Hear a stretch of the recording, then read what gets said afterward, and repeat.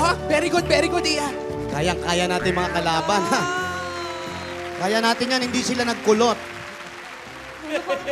Parang gagaling po nila, Lola. Parang wala po akong sinabi. Wala pa naman tinatanong. Bakit Ayun kami nga po. sasabihin? Walang sasabihin pa, wala pang tanong. Tapos na po, Lola, yung question and answer. Tapos na? Kanina Ano po, nangyari? nung nagsusugod bahay po kayo. Ano ba naman yan? Anong tinanong sa'yo? Ano pong pangalan ko? O ano sabi mo? Wala po. Hindi ka nagsabi pangalan mo man lang. Kinabahan po ako, Lola. Little Miss Philippines. Pangalan lang, kinabahan ka pa. Lola, may stage fright po kasi ako eh. Ano ginawa natin ito sa kalsada para ano? Kasi baka nagawa pa ng stage kasi. Dapat pag-contest sa kasada lang eh. Pero Lola, feeling ko sa rampa po, may laban po. May Yeah, laban, rampa, yan, rampa po. tayo, Tsaka ha? Sa buhok, tsaka sa pitek. Ganon. sa Yan pitik yung ng baka mauntog. Mamauntog ka naman, kakapitik mo dyan. Ano? Basta galingan mo. Concentrate. Focus. Okay?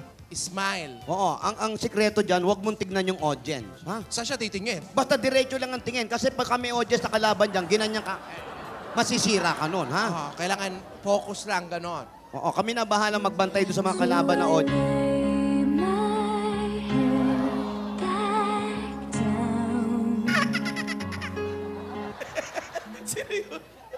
Sino yun? Paolo ko yun.